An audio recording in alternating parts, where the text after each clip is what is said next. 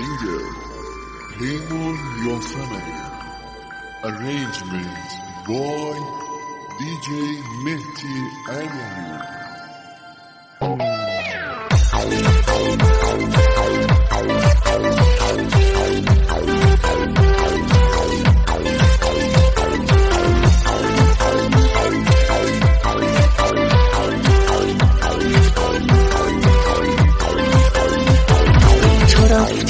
ندیدی عاشقت کیه عشق من، تا دیدی عاشقت شدم شکستی این قلب من.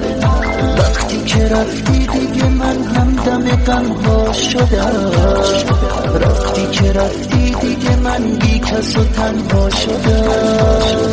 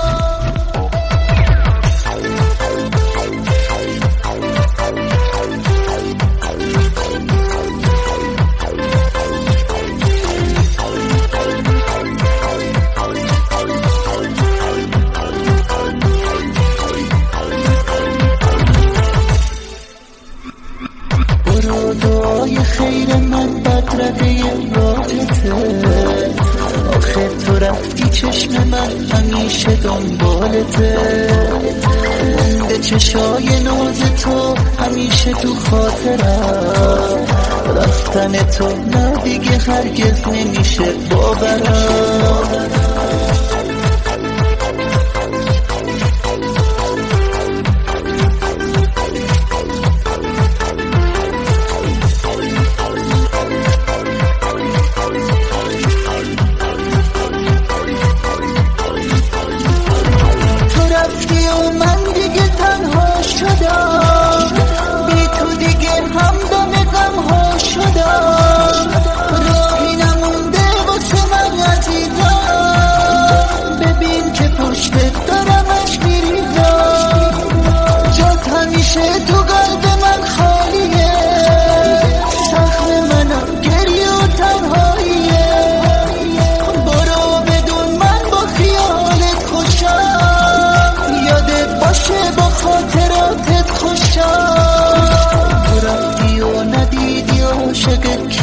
عشق من تو دیدی عاشقت شدم شکستی این قلب من، وقتی که رفتی دیگه من همدم غم ها شدم، رفتی که رفتی دیگه من بی کس و تنها شدم.